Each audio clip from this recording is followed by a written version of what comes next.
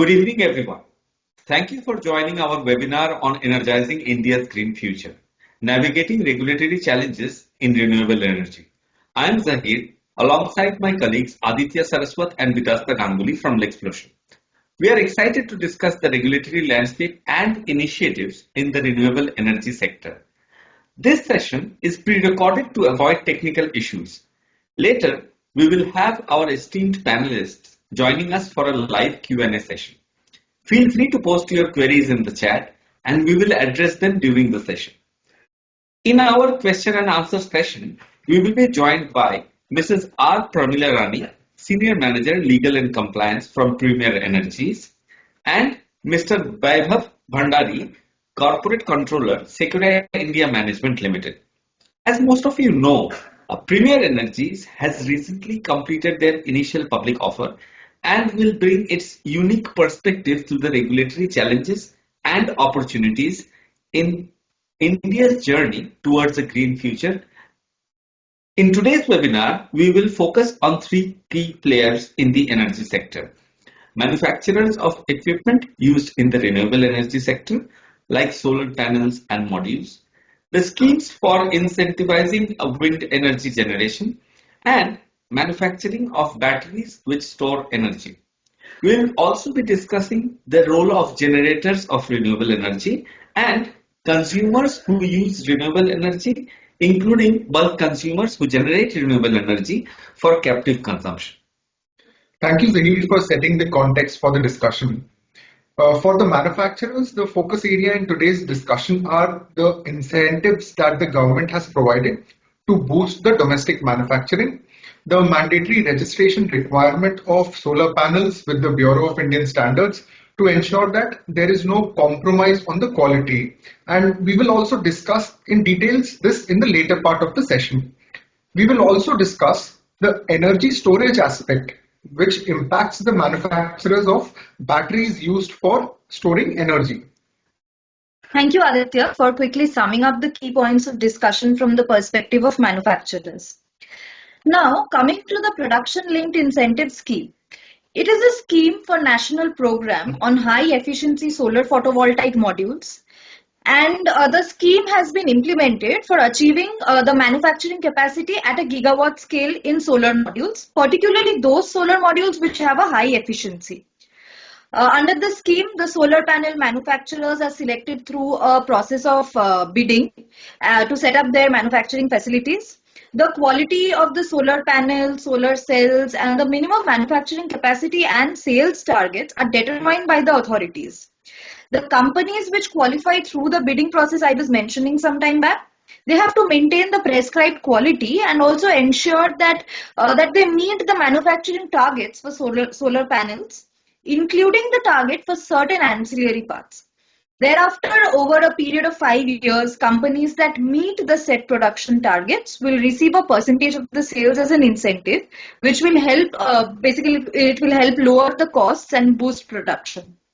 And definitely, Batasta. So the PLI scheme gives the required incentive for domestic manufacturing. Now, another interesting aspect is that though the scheme primarily targets solar module manufacturing, it also aims to support the production of other key components needed for the entire solar energy system, like including inverters, chargers, and the batteries. Yes, Aditya. The support provided to other key components through this scheme basically enables a wider range of manufacturers to qualify for this performance-based incentives, which encourages a greater production of solar cells and modules in the country. I just want to add a couple of things here. With regard to the bidding process which you mentioned, in order to qualify for the bid, the manufacturers have to undertake setting up of plants with a minimum capacity of 1000 megawatts, and the maximum capacity that will be awarded to any bidder will be of 50% of their entire manufacturing capacity of the plant. Also, entities which are interested in taking part in the bidding must declare the type of technology which they propose to use, the employment which they hope that will get generated, and the export which they wish to undertake during the scheme. Absolutely. And Zaid, thank you for sharing these technicalities on the bidding process. Now, while these incentives are aimed to boost the manufacturing in the country, the quality product plays a crucial role as well. Now, if we look at the 2019 order on the approved models and manufacturers of solar photovoltaic modules, it specifies the list of models and manufacturers which are eligible for use in government projects, government assisted projects, and open access projects installed in the country. Now, I would also like to bring to your attention for our audience that as recent as 2 weeks back, on 11th November 2024, the Ministry of Renewable Energy, by an office memorandum, has informed that a portal has been created where all enlisted manufacturers will have to register their manufacturing unit, and they have to provide data on the solar module and cells which are being manufactured within a month's time from this order, which is like 10th of December. So enlisted manufacturers, and I think many of whom are attending this session today, so you just have 13 days left to comply with this requirement, and a lot of data needs to be shared with the authorities. Now, in this regard, if you need any assistance from us, please do reach out to us. Yes, Aditya, this will definitely require urgent attention from the manufacturers who are enlisted under ALMM order, many of whom are, as you rightly pointed out, should be present in today's session as well. At this point, Aditya, I think it is worthwhile mentioning that over the past few years, the government has in fact taken many measures to cut import of modules and solar PV cells from China, which happens to be the largest global supplier of equipment for solar power projects. The 2019 order, which you talked about, is one such measure. The government has imposed 40% custom duties on solar modules and 25%, if I'm not wrong, on solar cells in April 2022 on imports that are made from China. But since there are shortage in the domestic supply chain, this particular ALMM order was kept in abeyance for about a year in between, although it has regained its force from March 2024. Thank you. Thank you, Zahir, for your insights on the import aspect of solar panels and cells. Aditya, the registration requirement you mentioned towards the beginning of the session, it brings us to the solar photovoltaic system devices and components goods requirement for compulsory registration order 2017, which basically mandates the registration requirement and compulsory BIS certification of solar photovoltaic modules by the manufacturers. Here with us, it is not just manufacturers, but in fact, any person who stores for sale, sells or distributes specific solar photovoltaic systems, devices, including components, they are obligated to obtain this registration under the 2017 order. This registration and certification, if you can look at it as jointly, they're basically steps to make sure that only products that meet a certain standard are available in the Indian market for use for people aligned with this sector. And absolutely, Zaid. And just to add one point here is that not only domestic manufacturers, but even the representatives of overseas manufacturers have to ensure that the goods which does not conform to the specified BIS standard are deformed beyond the use and has to be disposed of as a scrap.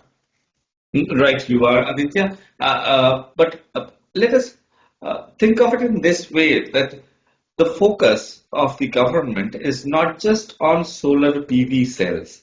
And if we try to summarize the discussion which we had till now on solar equipment manufacturers, of course, we understand that the government has given incentives in the form of PLI scheme. There are certain compulsory registrations under the BIS Act as well. Under ALMM scheme, people need to register their products even before they participate in government-led projects. It will be interesting certainly to wait and watch what other schemes which the government has up its sleeves that will be floated in due course of time. To another point which I want to mention here is, Aditya and Vitas, to support local manufacturing for wind energy components as well. The government has introduced something which is called as viability gap funding scheme, which aims targets as specifically at offshore wind projects. Aditya, if you can throw some light in this aspect, please. Absolutely. As in, wind energy also plays a big role in green energy. Now, under the viability gap funding scheme, the government is providing assistance to wind energy generating companies by helping them in setting up transmission lines, including offshore substations. Now, this will help in reducing the cost of power generation and ensuring that this renewable energy can reach the consumers at a competitive price. Now, while these projects will be established by private developers and which will be selected through a transparent bidding process, the power excavation infrastructure, now which is very critical, including the offshore substations, will be constructed by the Power Grid Corporation of India.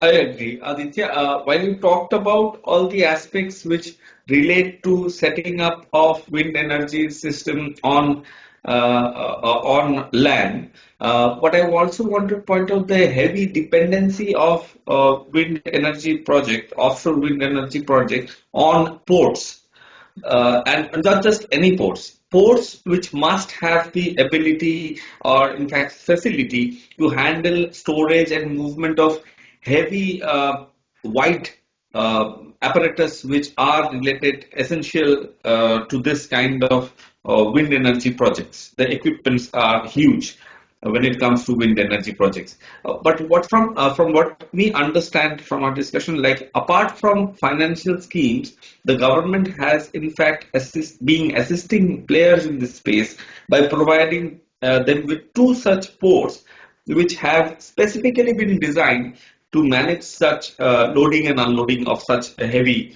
and big equipments. Apart from that, another aspect under the manufacturing sector is the manufacturing of battery storage system, which is used to store renewable energy. Vitasta, I know you've done some work here, including your research related to this webinar. Can you please kickstart the discussion on this topic? Sure, Zahid. Thank you for bringing us to the discussion on manufacturers of battery systems which are used to store renewable energy. So, the concept of energy storage is very crucial for the renewable energy sector.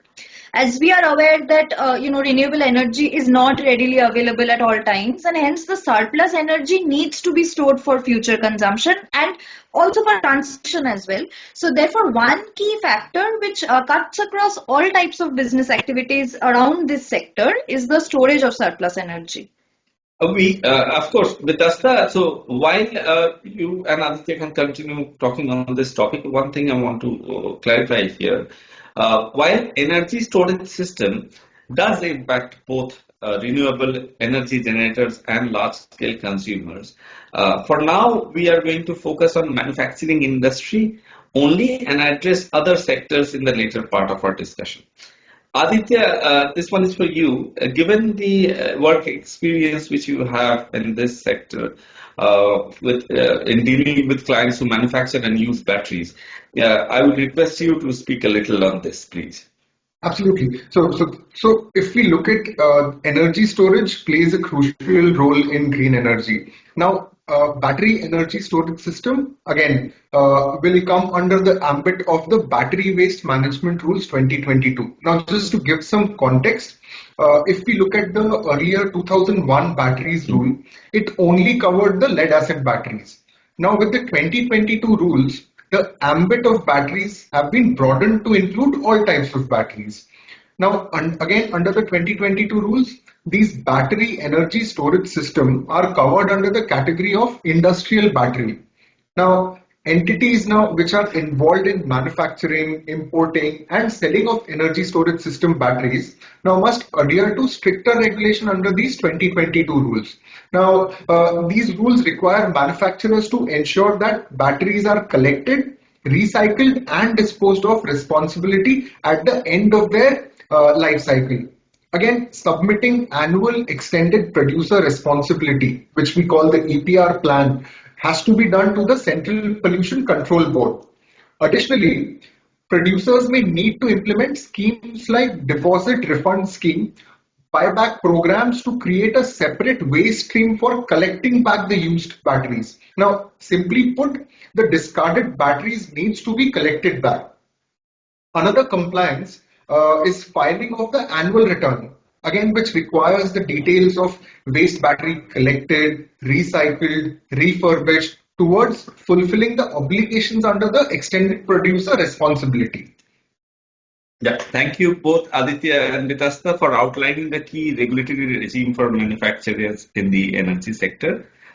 Uh, This brings us to the next critical player in this sector, which are generators of green energy.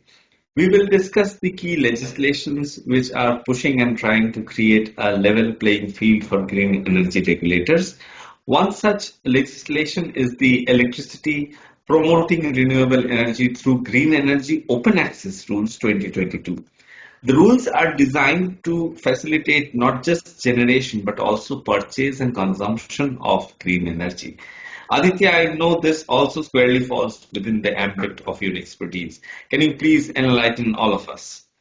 Yes, thank you, Zahir. So let me first begin with explaining what open access is for our audience. Now, it means that consumers have unrestricted access to power transmission and distribution. Now, generally, consumers do not have the option to choose the power supplier, but with open access, consumers have the freedom to choose the energy company, and the energy company also gets the opportunity to sell the power to the large consumers. Now, this means renewable energy generators no longer have to sell their power only through the state-owned distribution companies, which are generally called the discoms, but can instead engage directly with large power consumers such as industrial and commercial users.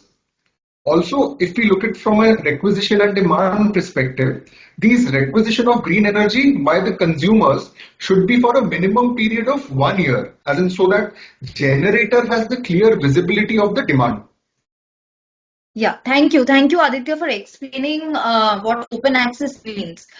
So, Zahid, because you spoke about the level playing field and promoting green energy, I just want to highlight that this rule also allows for reduction in transmission charges for the renewable energy generators, making it financially easier for them to connect with the grid and transmit electricity.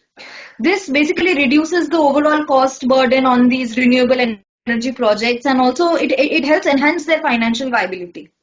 Absolutely, Vidasta, like rightly said, reducing the cost burden and enhancing the financial viability is critical. Now, to push green energy consumption, the government has come up with a key aspect under the Green Energy Open Access Rules 2022, which is the renewable purchase obligation. Now, this obligation requires obligated entities to fulfill certain percentage of their power demand from green energy, which is currently 25% for the year 2024-25. Now, and this will keep going upwards. Now, obligated entities are these distribution licensee, captive users, and open access consumers who have contracted demand or sanctioned load of 100 kilowatts or more.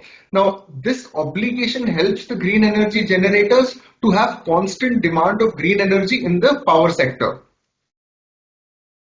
Agreed, Aditya. Another point from a financial viability perspective is that these rules go ahead and integrate the renewable energy certificate concept or mechanism, which allows renewable energy generators such as distribution licensee and captive users, which you pointed out, so they can now earn certificates for the amount of excess green power they generate over and above the renewable purchase obligation.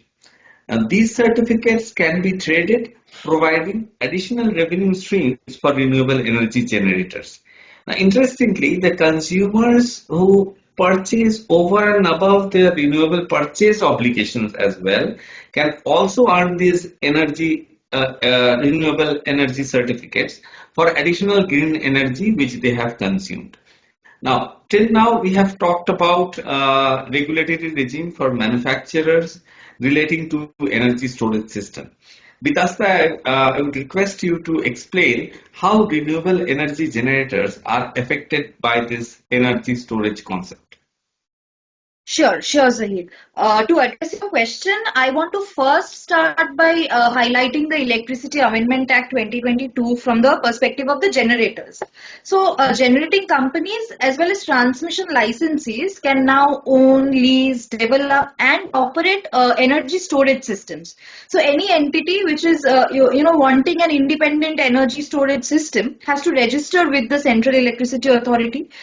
For this registration, they have to provide their capacity, the location details, and also comply with the safety requirements that have been laid down by the Central Electricity Authority. I have one question here with us. Yes. Are there any waivers which you know of which has been provided to these storage systems? And then I can take this up, Zaid. So, Please. so if we look this from a financial viability perspective, like even energy storage systems are now exempt from transmission charges when using these interstate transmission system. Now, this means projects like large batteries can move electricity across states without incurring transmission fees. Now, this will again have positive impact on the business and promote new technology for green energy. Yes, and also I want to add a point here, Aditya. So the charges for interstate transmission will be levied gradually for the projects commissioned after 30th June 2025. Okay, so I understand this will encourage deployment of energy storage technologies and will certainly have a positive cost saving impact for companies which are looking for interstate electricity transmission. While we are discussing the transition to green energy, Aditya, don't you think that something as critical, especially in today's day and age of technological advancement, cyber security as a concept and as a threat, it poses significant risks to renewable energy sector, just like any other sector, in fact. But for renewable energy sector, it is in fact exposing this sector to cyber attacks that can lead to disrupt power generation, compromise sensitive data, and also, generally speaking, threaten operational continuity.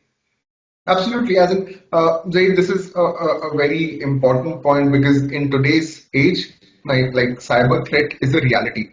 Now, as energy sector relies more on technology, which we spoke about, it also faces new vulnerabilities. Now, to address rising cyber security risk, the government has proposed the Central Electricity Authority Cyber Security in Power Sector Regulation 2024. Now, this rule regulation is currently in the draft stage and it applies to various players, including your generating companies, your renewable energy sources, energy storage systems, and transmission licensees. Aditya, I'm curious to know what are the new set of compliances. Of course, you talked about a new regulation, which is it's in draft stage. But if you can enlighten me along with the audience, that what are the compliances which we are looking out for under these regulations? Absolutely. And like I mentioned, like these are currently in the draft stage, but once notified, entities will face additional compliance requirements. So they need to have a well-defined, documented, and board-approved cybersecurity policy. Now, again, they need to designate a senior management employee as the Chief Information Security Officer. Another point is they need to establish an information security division. Now, again, this looks like a new department function, but again, it needs to be found within the organization and it has to be led by the CISO to ensure cybersecurity. And yes, Aditya, yes, and not only that, entities have to also conduct cyber security audits, identify cyber as well as non-cyber critical assets, and they have to ensure that they are monitoring all points by, by having set processes and controls in place. So more compliances all the way, starting from sequential events like setting up of having a policy, identifying senior management as a CISO, then having information security division, including things like audit and having processes in place to identify cyber security threats. So again, thank you, Aditya Vitasta. That was helpful indeed. Uh, I think broadly, we all of us would agree that with the right set of regulations, rules, policies, and laws around it, and the right amount of implementation of these policies at the ground level, this sector can certainly enhance its resilience against cyber threats. With that, we come to conclude our discussion on manufacturers and generators. And now, in the interest of time, we will shift to another key stakeholders in the energy sector, the consumers of renewable energy, who are not just end users, but in fact are active participants in the sustainable energy future. The Business Responsibility and Sustainability Report, as mandated by the SEBI, which has to be furnished annually by the top listed 1,000 listed entities in India currently, is of course a burning point of discussion. I was thinking is, can we draw some synergies between the BRSR and consumers of green energy? Either of you can help me understand this, please. Sure. I can take this up. As in, like we know, BRSR is the equivalent of the ESG reporting in India. And if we look at Principle 6 of the BRSR framework, it addresses how businesses manage their environmental impact and support long-term goals.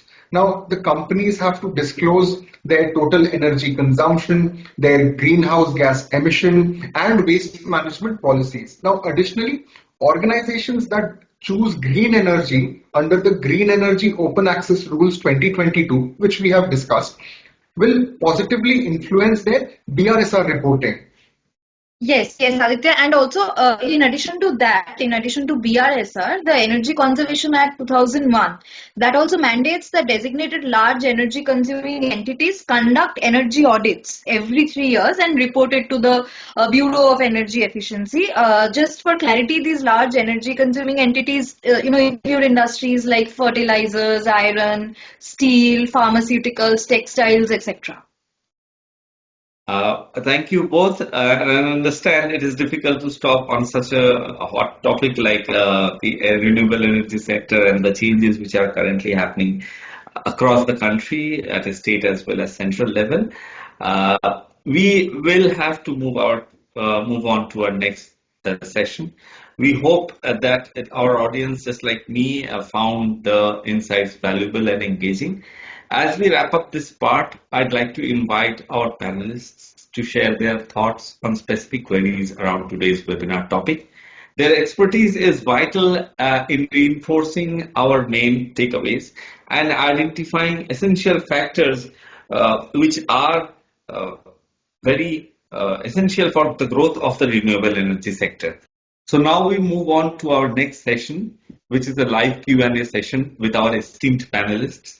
We have with us Mrs. R. Prameela Rani, who is the Senior Manager and Legal and Compliance from Prameela Energies, along with Mr. Vaibhav Bhandari, the Corporate Controller of Secura India Management Limited. They both are users of Comrisk and have been using our compliance management tool for some time now. Welcome, Vaibhav. Welcome, Prameela, to this Q&A session. Thank you. Hi, thank you. So we will start with Vaibhav, you first. And during our brief introductory session, which Aditya, myself, and Vitasta had with the audience, we discussed about Green Energy Open Access Rules 2022. Now, this rules has opened new opportunities for renewable energy generators. In terms of regulatory reforms, what do you think these rules can further activate regulatory reforms which could help scale open access adoption and encourage more private sector participation, according to you?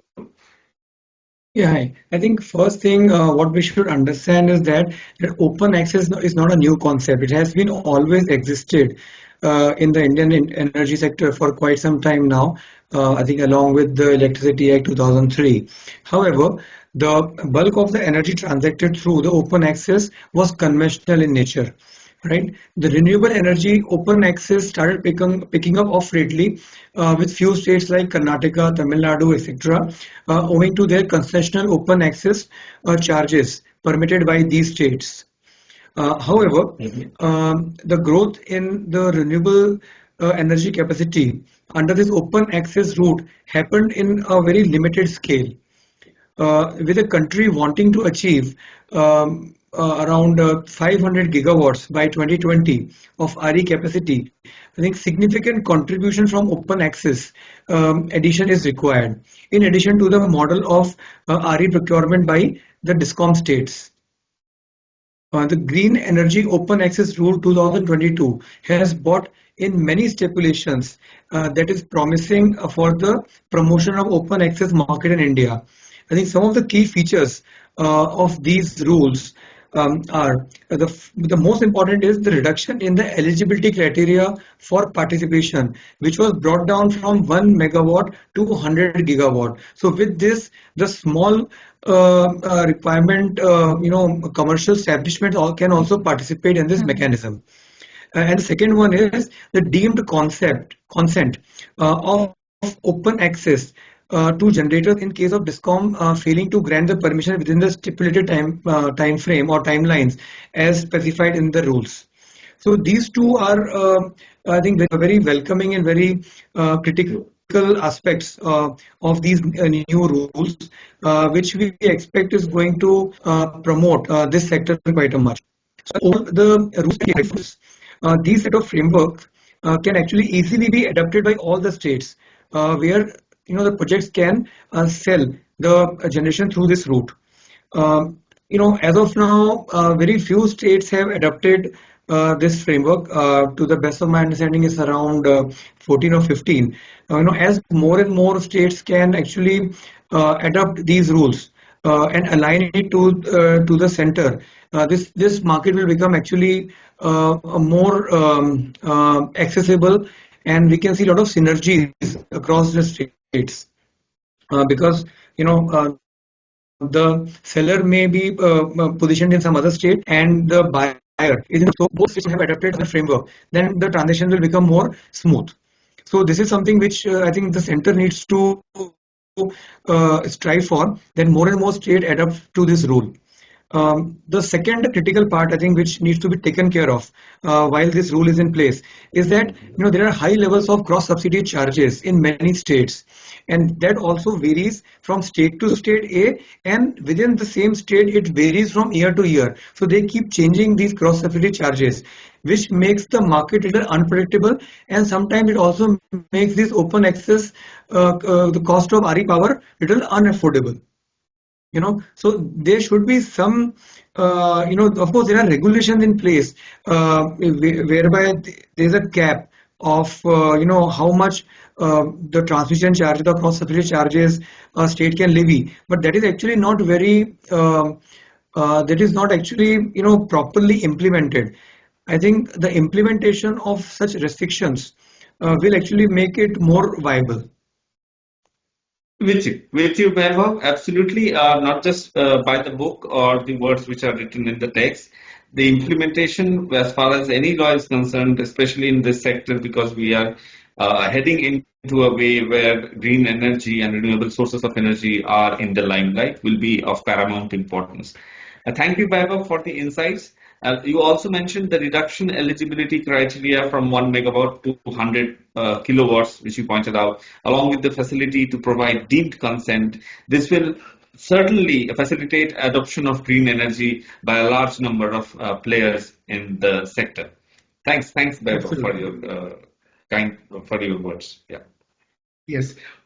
Again, so I have a question from Prameela. So Prameela, we spoke about the green energy open access rules. Now, there are many compliance requirements under those rules, and also if we take battery waste management rules, and these compliances comes with associated cost. So now, do you think the government could introduce, as in some incentive or financial support linked to these compliance performance? So, well, Aditya, speaking about the incentives, yes, government has come up with a very good number of consistently bringing out policies for developing and facilitating domestic renewable energy equipment manufacturing in the country.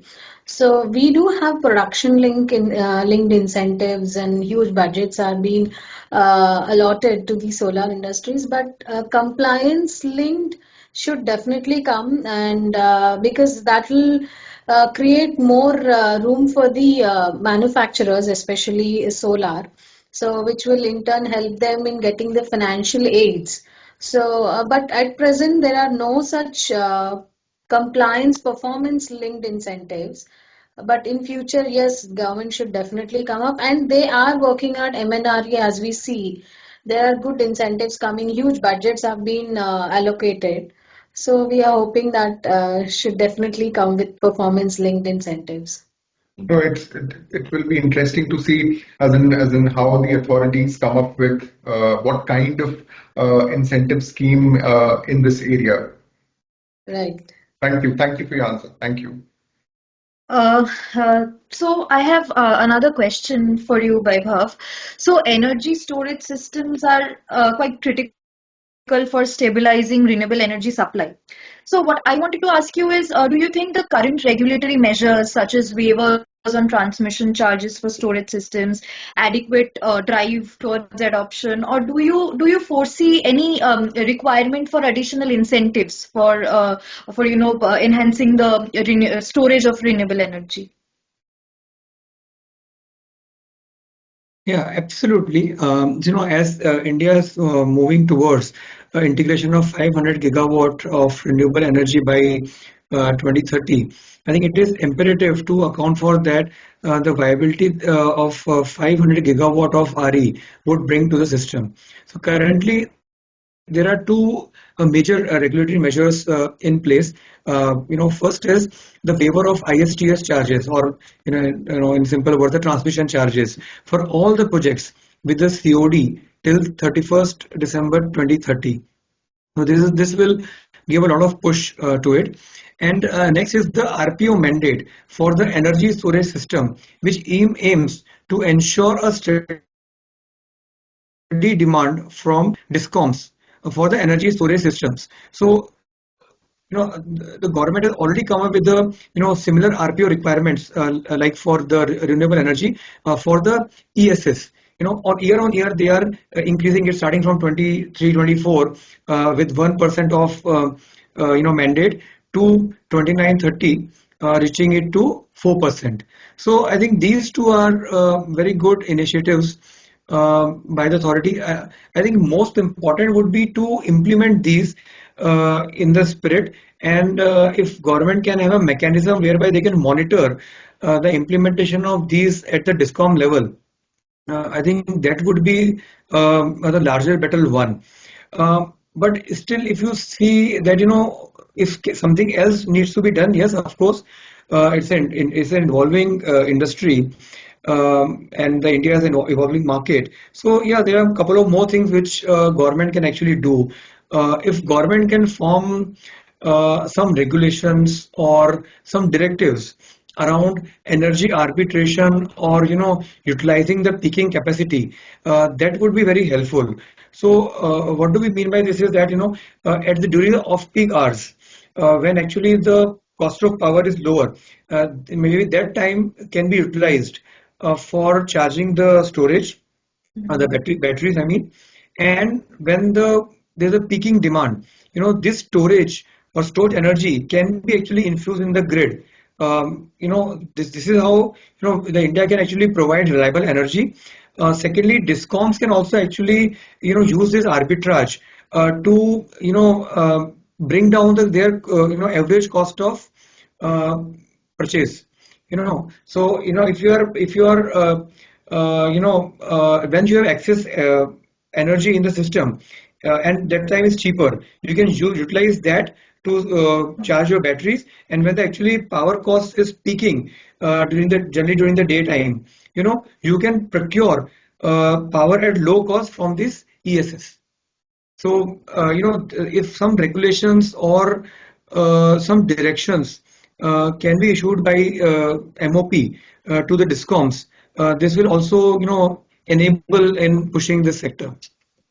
Correct. Thank you, Vaibhav. Thank you for pointing out the concept of energy arbitrage, which will certainly help energy storage operators to make their business profitable. Thank you for your insights. I'll go with the next one, and this one is for you, Prameela. Now, India has imposed custom duties to curb imports from solar panels, modules, and cells, primarily from China. What additional policy measures or incentives you think in your mind which the Indian government can bring about to further strengthen local supply chains and encourage backward integration? If you can say a few words on this, Prameela. Yes. So, India has already implemented several policy measures to promote local solar manufacturing.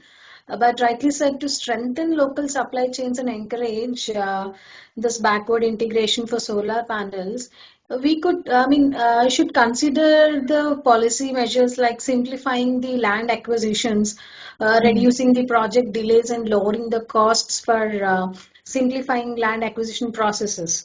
And then fast tracking the environmental clearances to reduce project delays or lower the costs by fast tracking them.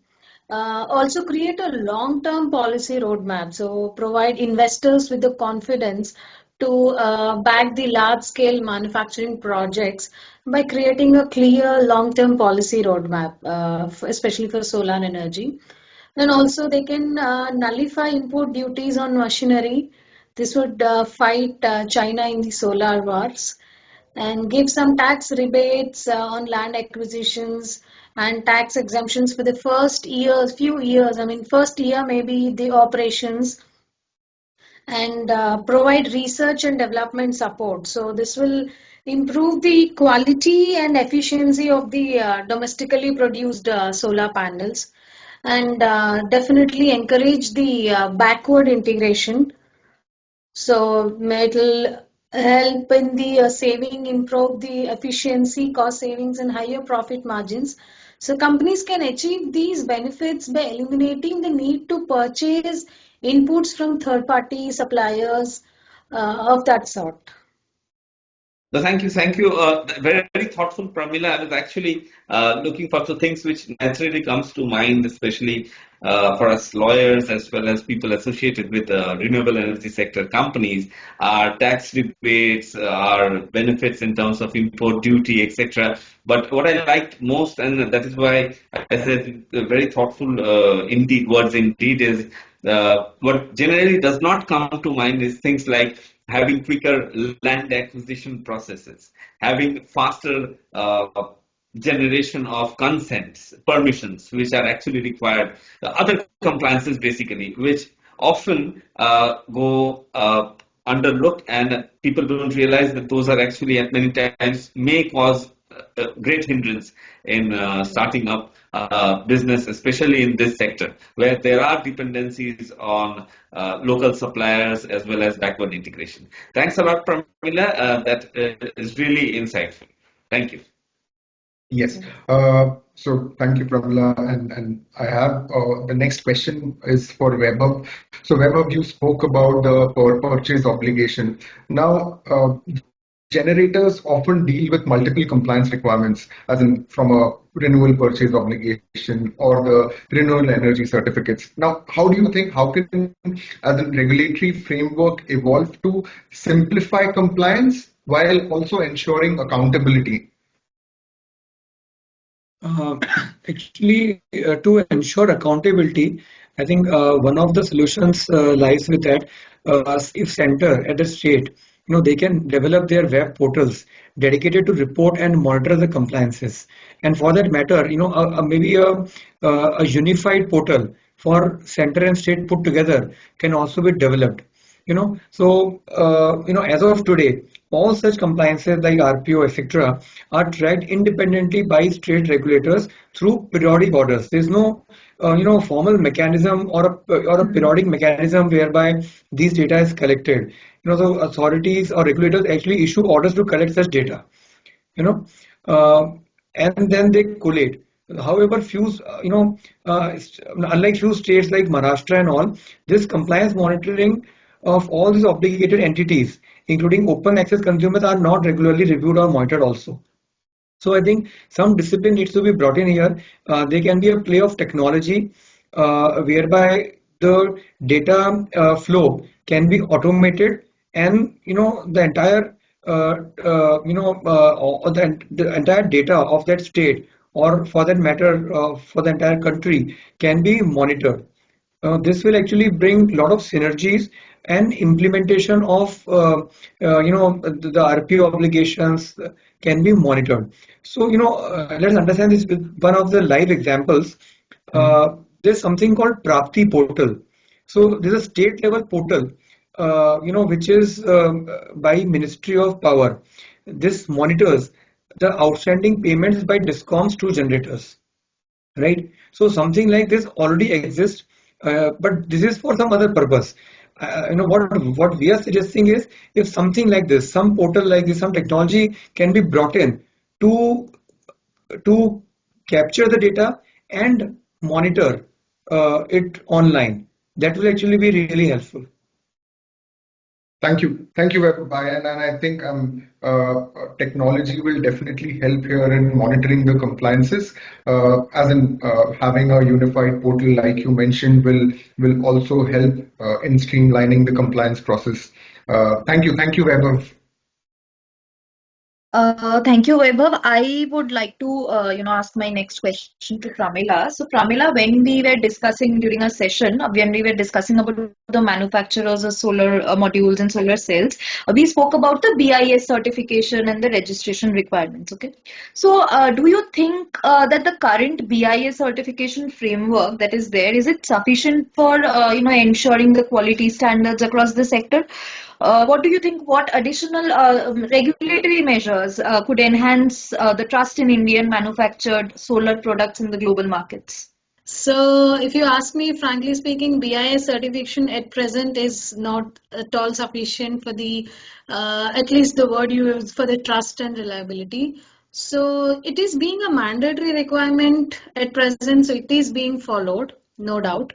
But yes, in terms of reliability, the product should be tested with comprehensively as per IEC, that is your International Electrotechnical Standards. So, which will enhance the trust, and it's something of that sort. Not that technically there might be some other concepts as well. So, if something else of that sort is included along with the BIS, that definitely help in enhancing the trust and also the purpose, maybe the standardization purpose.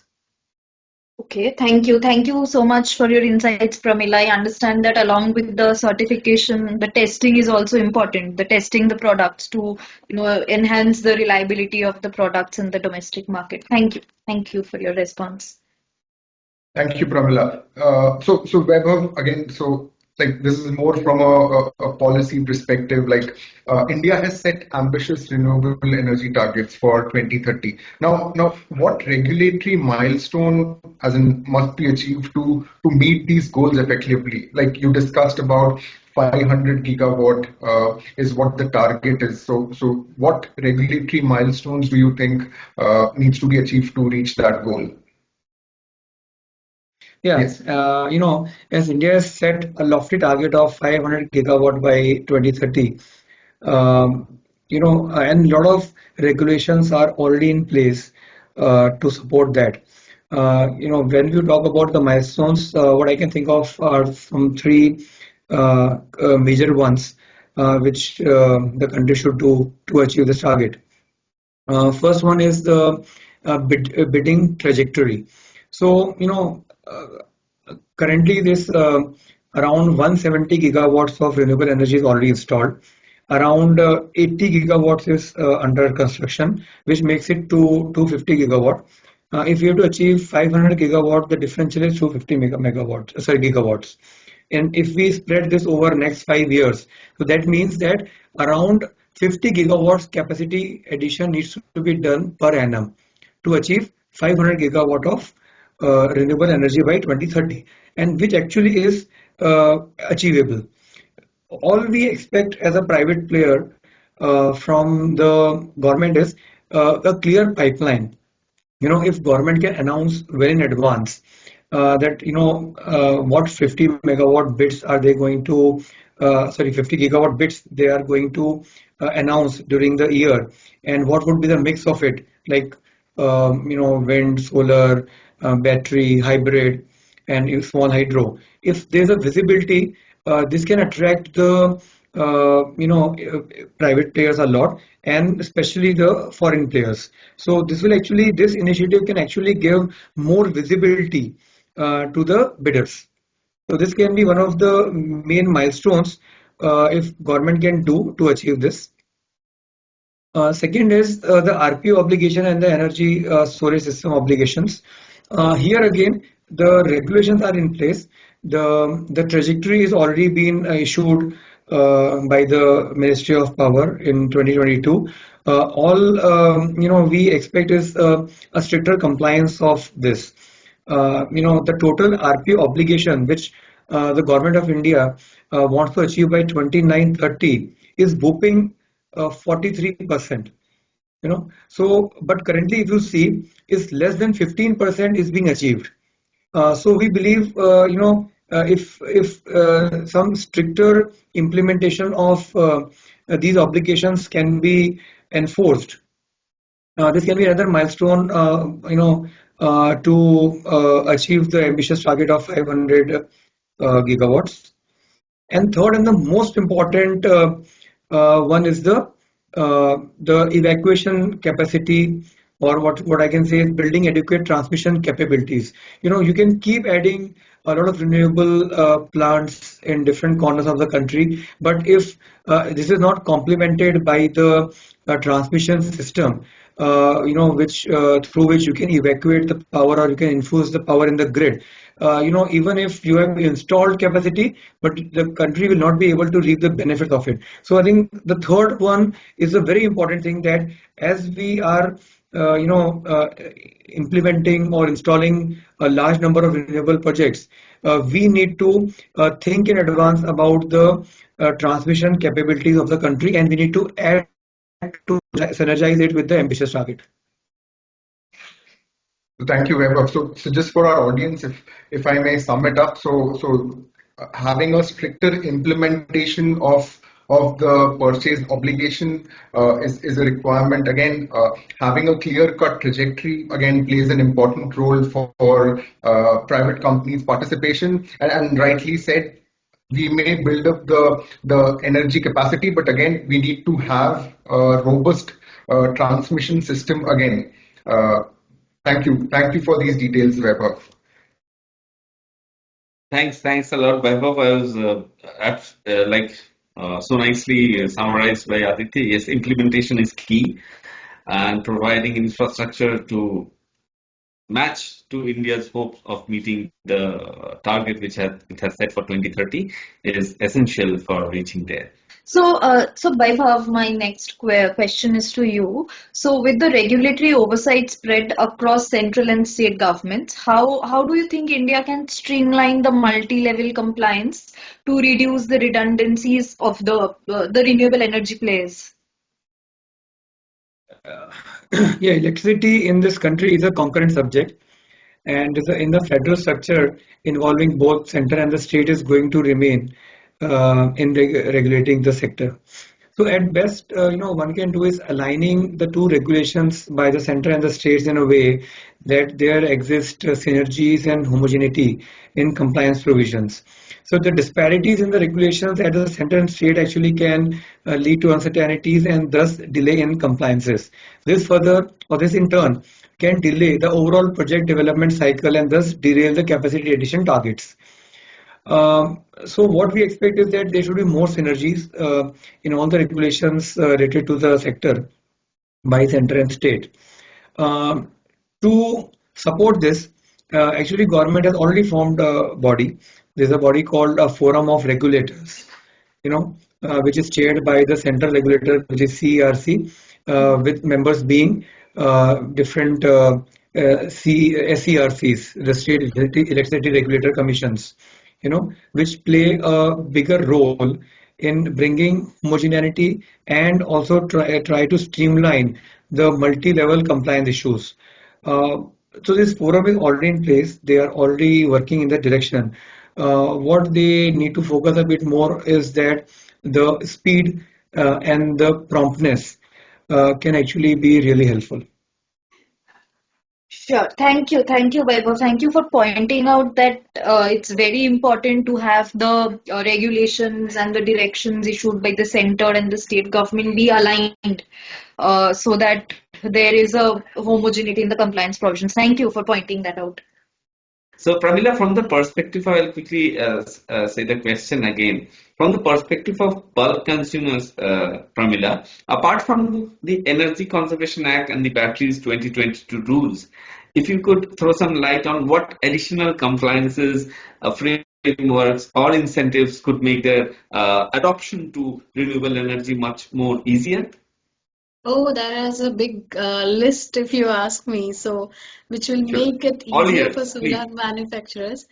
So, I guess I'm audible now. Yes, yes, loud and Yeah, clear. so there can be state solar policies, like some states have already implemented policies that encourage, such as tax benefits on capital investments and no transmission and wheeling charges.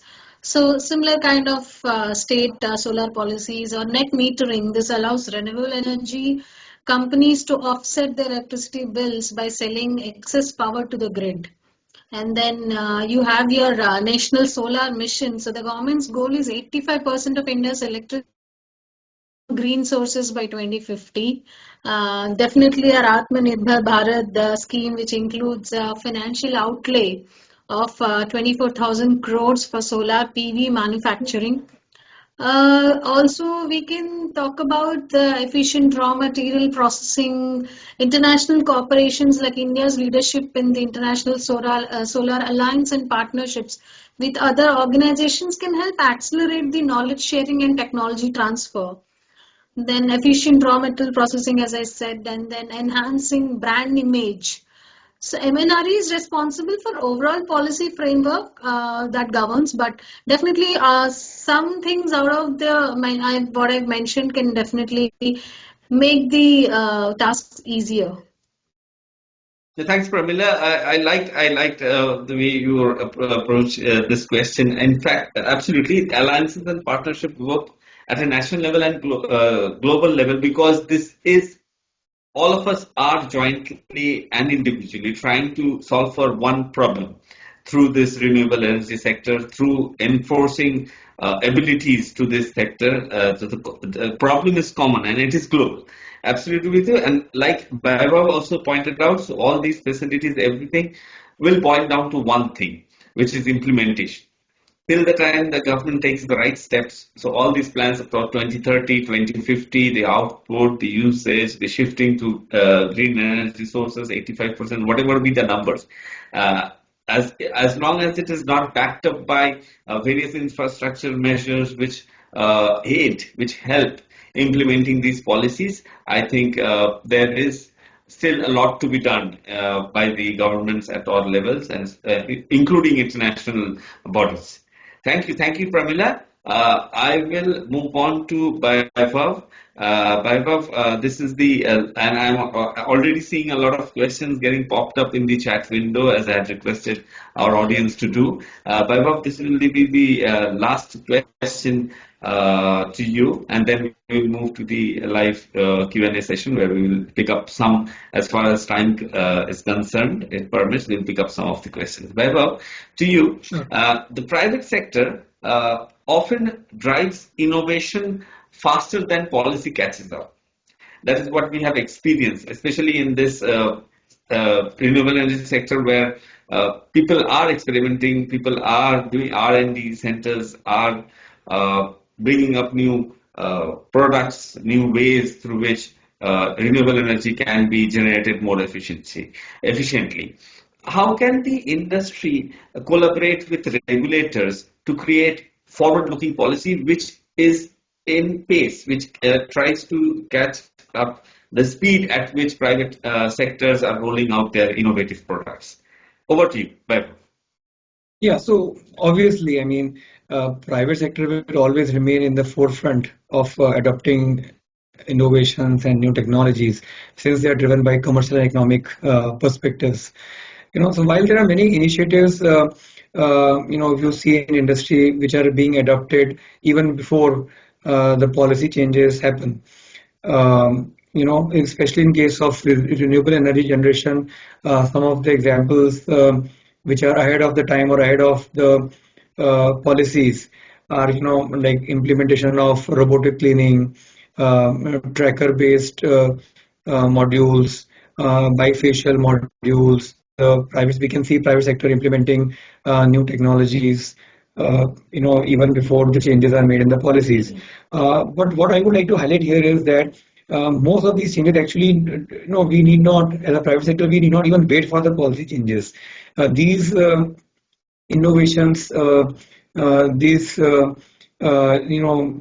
new technologies across the world actually benefit us only. Every company can evaluate the cost benefit analysis of implementing these things without even waiting for the push from the government or any incentives by the government. But there can be some, in the private sector has started implementing it.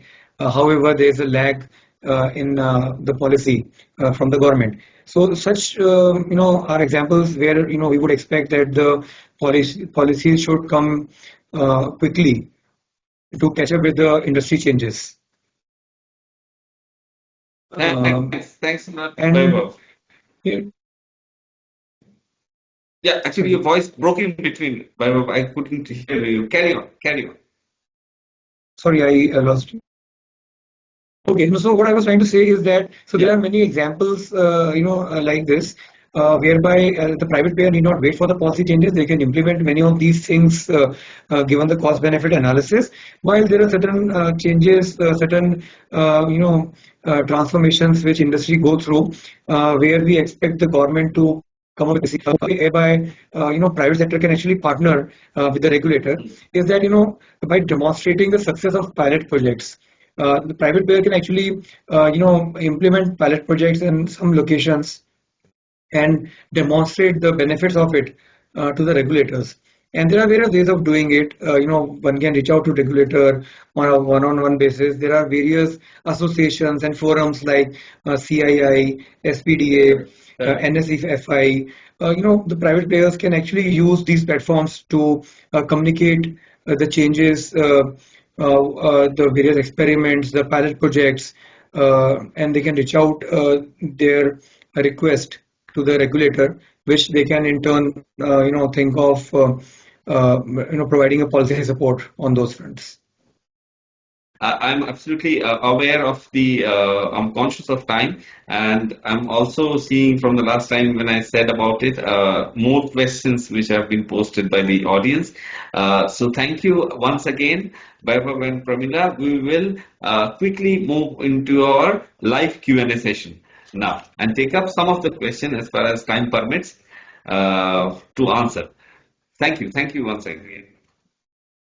The first one, I will. So, unfortunately, before that, unfortunately, just wanted to. I received a last minute message from Prameela. She has got stuck in some exigency and unfortunately cannot be part of this live Q&A session. Anyway, we have Vaibhav with us, who will be answering some of the questions which have been posted in the chat window, along with Aditya, Vitasta, and me chipping in from time to time. So the first question which we are going to take up now is, and this one, Vaibhav, this is for you. The question is like whether the changes and losses counted in this new green energy open access rules 2022 and how it's going to impact third parties who are selling energy and captive projects. Some of the common types of charges are transmission charges. This is the fees for the use of transmission network to carry electricity from the generator to the grid. Second type of charge could be wheeling charges. This is the fees which is for the use of distribution network to deliver the electricity to the end user. Third one could be cross-subsidy charges. This is basically for the compensating the discoms, since some of the segments of society like farmers, households get subsidized. So the industry and the commercial establishments actually subsidize for them. Fourth would be additional surcharge. These are the charges which make up the fixed cost of the distribution license, uh, which is applicable to the discom. So this is also loaded, in most of the cases. So these three, four are the commonly levied charges on the open access. The second part of the question was around how it is different for third party Right. and the captive.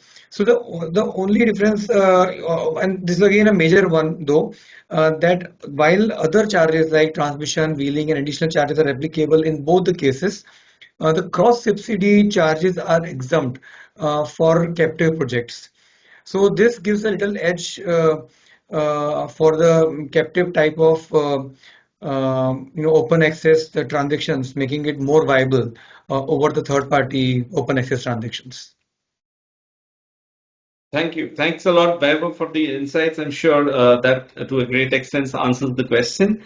I will now move on to the next question, and since Prameela is unfortunately not cannot be here, I will request Aditya to try and answer this one. So Sure. the question is there a thought on allowing RPO obligated entities to install behind the meter RE facilities up to a contract demand or more? And the person who has posted the question has also clarified that it is up to 1 megawatt, which we all know in certain states now. And is of the opinion that if it is increased or removed, then it will certainly help organizations across countries. Yes, Aditya, over to you. Absolutely. Yes. So this idea of allowing like the renewable purchase obligation to install with this concept of behind the meter renewable energy facility is more about the captive energy which they are generating. As in, like I also concur that where they have mentioned that there is we can call it a cap of 1 megawatt in many states. And I think Vaibhav also spoke about there has to be parity across states. All the rules and policies needs to align. So this cap of 1 megawatt again, and I think the reason behind this is again with respect to the grid capacity. Now the companies can generate more energy and they can supply to the grid, but again at the same time the grid capacity also needs to be enhanced so that there is no power disruption. And then again, if we look at from a grid sustainability as well, so this will be very critical because and this also has a role to play with the demand and supply. And if we look at from a policy perspective, while states can come up with a change in the law that more than 1 megawatt can be supplied to the grid, but then again, parallelly, the grid upgrade needs to be done so that there is no disruption in the power. So this policy change again, along with the grid upgrade, will be required. Thank you. Thanks a lot, Aditya, Aditya. sorry, Zahir, I would like Yes, to add something here. sure, sure. Please go While ahead. Aditya gave the policy perspective, I would also like to bring a very logical argument here. This is actually it's not a win-win for both sides. So actually, it's a win-loss situation. If you put you connect it behind the meter, then the regulator is losing the revenue. Right, the discoms are losing the revenue, and also they will lose the track of monitoring the RPO obligations, right? And if it is put ahead of the meter, then we are forced to put in the grid. It comes under the ambit of discoms, and they will be able to levy those charges which we just spoke about, and they will gain some revenue out of it. So yeah, it's a little complicated thing. It's not so easy. And maybe that is the reason that in some of the states this has been implemented on a pilot basis, and that too for a small scale, well, for less than 1 megawatt. But if the authorities actually allow the larger capacity behind the meter, so they will be losing a lot of revenue. Like what we discussed about cross subsidy and the entire transmission network, what is built in the country, somebody say absorb the cost, right? So this is an entire mechanism whereby everyone has to share the cost of it. So yeah, I just wanted to bring the commercial aspect also into picture. So not a very simple answer lies in the hands of government on this front. Lene, thank you, Vaibhav. I think the war between practicality and provisions of law will always remain. And that is why we have review committees, we have amendments, we have revision of provisions to make it more effective. And so thank you for bringing this commercial perspective, the practical side of to this. And the next question, Vaibhav, I will go to you again. So this one is on just when the question is rather a direct one. So when will we have a drastic reduction in cost of batteries? So to maximize the vehicle run on green energy, basically before you start, and so the government, what I understand, Vaibhav, is currently focusing on more larger aspects. Of course, flying of vehicles on fossil fuels is definitely a great contributor to pollutions, to damage to the environment. But having said that, the number of cars flying on the road which are driven by electric batteries have risen in the recent times. But I think the focus is more on having a plan of getting things generated in a more proper way and getting it distributed so that it reaches the end customers at a reasonable cost is what I would think the government is currently focusing on. Over to you, Vaibhav. So absolutely. I think I am not a regulator, I am not a government, so I won't be in a position to give a specific date by when this can be achieved. But let's go back to the history of it from the India's perspective. So the price of the lithium ion batteries, which are most commonly used in the EVs, has actually fallen down dramatically over the period. If I have to give some references, somewhere around way back, I mean 2010, it used to cost around $1,100 per kilowatt, which has now dropped down dramatically to around 135, $140 per kilowatt as we speak in 2024. And we expect this trend to continue, and we expect the price reduction, furthermore. This can be on account of multiple reasons. Of course, technology improvement, more innovation, more competition because more manufacturers are entering into the market, and of course, the government initiatives and the benefits and tax and duties which government can keep announcing in between. So there are multiple ways whereby the price can keep reducing further, and we expect this to happen even more. Some analysts have actually predicted that in the upcoming years, the price is expected to fall below $100 per kilowatt. So yeah, we are moving in that direction as a country also. You also touched upon a point of government's intentions in promoting Yes. EV as the fossil fuel is depleting and it's also not that environment friendly. So I would like to touch upon a very in very short point about a FAME scheme. I don't know if you have heard about it or not. It's a faster adaptation of faster adoption and manufacturing of hybrid and electric vehicles. It's called FAME, FAME. So under this scheme, government is actually providing a lot of subsidies in for promoting EV. So it is the government's plan is in a phased manner. So initially there was FAME 1 scheme, which was between 2015 to 2019, whereby subsidy was provided to many two-wheelers, electric cars, and electric buses. Then the scheme 2 was launched from 19 to 24. It's already on, I mean. This again added more vehicle, it added additional two-wheelers, electric cars, electric buses, and even this benefit was extended to three-wheelers. So the scheme is on. There are talks on extending it or coming up with a third scheme. The vision with which the government is working right now or aspiring to by 2030, they are targeting uh, to adopt 30% of electric vehicles on the roads of the country. So it's an ambitious target. Government is promoting this. Prices are dropping. Let's see how it goes. Yes, Vaibhav, thank you. Another aspect which I want to touch upon here, Vaibhav, is the availability of charging places as well. So that also, I think, plays a vital role in tilting the decision of car buyers towards opting for basically electric vehicles. There also, Absolutely. again, Yeah, sorry, you yes, finish please. first. Yeah. No, they're also like the same, like we discussed earlier in our session, infrastructure and providing like implementation through having these points more connected, more reachable to the end customer is vital. Yes, vital. Absolutely. Means, this is a new thing in this country, and the entire ecosystem has to evolve.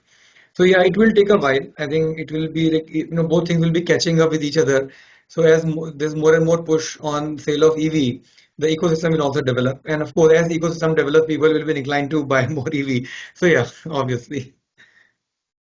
Thank you, Vaibhav. Aditya, I will turn to you. The question is around something trying to understand the concept of banking facility. Again, banking here means saving of power, excess power. Banking facility for users who have captive thermal power plant and purchasing of renewable energy power from third party or group captive model. If you can throw some light on this aspect, Absolutely, Aditya. absolutely. So this banking is all about energy storage, is what this banking facility is being referred to. So now businesses will help as in to store excess renewable energy which they generate for later use. Now again, helping to optimize their energy cost and meet their RP obligation as well. So now any energy from solar, wind, which can be banked and again stored when the demand exceeds generation can be used here. Again, it helps to reduce reliance on the grid or the thermal power by utilizing these stored energy. Now, again, like I mentioned, this will also help the businesses to meet their RPO targets easily by balancing their energy consumption and renewable energy availability. So again, this facility which we are talking, the banking facility, is again subject to state-specific regulations and which may set limits on banking durations, fees, conditions. Like we discussed, there is a 1 megawatt cap on the captive generation. So similarly, some policy change again will help to have this banking facility enhance energy storage. Thank you. Thanks a lot, Aditya. Um, Another, yes, Right, I would like to please. add some more things since I am from this sector. Let's understand that the generation curve of the renewable sources will not match with the demand curve or the load curve, what we call. So there will always be a mismatch around that. So the banking facility actually it's very critical, and I think the question asked here was not related to the battery storage, is the overall banking concept on which our grid is operating on. So anybody who generates more can infuse in the common grid of the country. It gets utilized across, well, I mean, in any part of the country. And when there is a shortage from the renewable side, the excess generation from the thermal can be consumed. So this entire grid system in India, it acts as a banking mechanism Hmm. whereby anybody who is generating more can infuse more in the grid. Anybody who wants more or who has a bigger demand can withdraw from the grid, and the entire country uses this benefit, and the grid stability is maintained by the load-based centers. Yes. Aditya, do you want to add anything to that? No, absolutely. So this is all based on the demand and supply, and rightly said by Vaibhav that so this balances out. Whoever requires more energy can use it, and whosoever has more energy can supply it. Absolutely. Yes. Availability and cost is the determining factor when we shift to bring more renewable sources of energy. Absolutely. So the next one, I will go for it. So it's more than a question, it's a statement where somebody has rightly pointed out that the RPO mandates for state government and central government are not aligned yet. And it is correct. Renewable purchase obligations, which are mandates for states and central government in India, as well as in some other countries as well, they do not align to between what the state is wanting or what the state central wants, how the state to react. Now, RPO, they require electricity distribution companies who are discoms and large consumers to source a percentage of their energy from renewables, which we talked about during our session. Now, this misalignment, because there is misalignment, there is hindrance in achieving this renewable energy targets.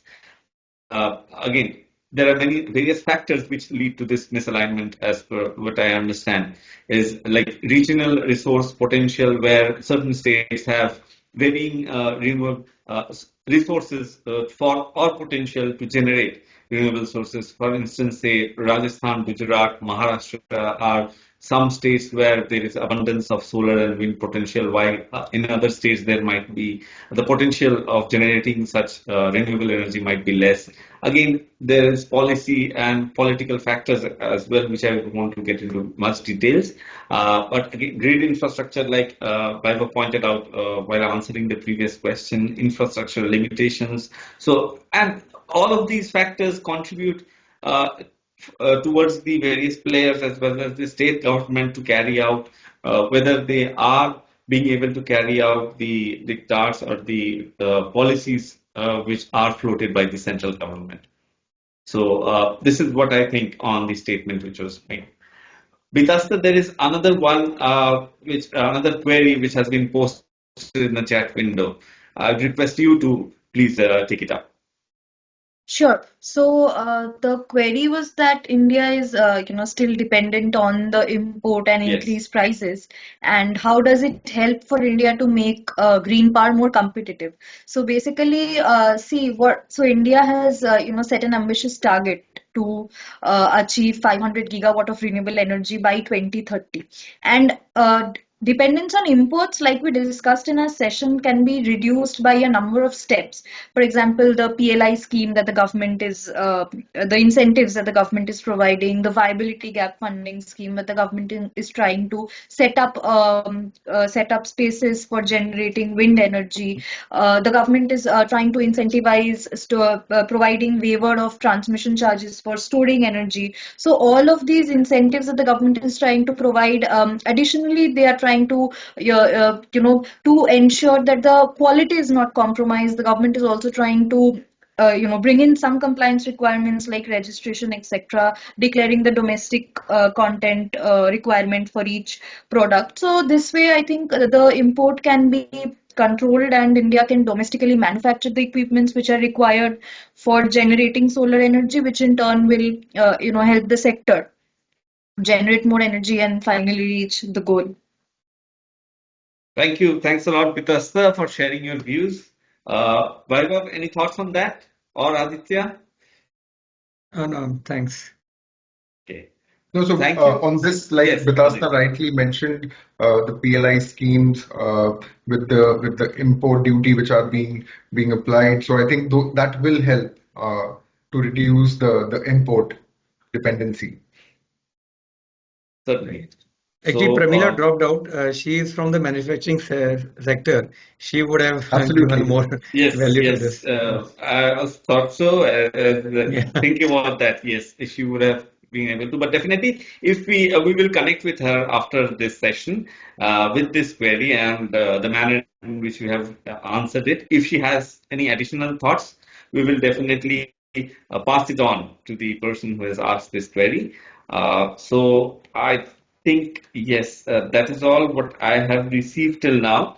And yes, so ladies and gentlemen, thank you so much for joining this session on renewable energy and the regulatory changes around it, which has happened recently. We would like to, of course, thank Vaibhav, and Prameela is not here with us for this live session, for their presence. It has certainly given a perspective of industry perspective, the commercial aspects and practical aspects which they have brought in. I'm sure our audience, just like us from Lexplosion, have benefited from this conversation. They have also been enlightened. If there are more questions which you want to ask, please share them with us. There is a feedback form also available, which will be shared with you separately. Please let us know how whether or not you like this session. And if there are questions which have remained unfortunately unanswered, please share them with us. Your feedback is important with us. We will continue with our webinar sessions, and we will incorporate whatever changes, value additions which you propose to us. So thanks again for joining us. Have a very nice evening. And thank you once again, Vaibhav and Prameela. Sure. Thank you so much, Zahir, Aditya, Thanks, and Aditya. Vitasa. Thanks, Vikas. Thanks Thank for you. having me on the board.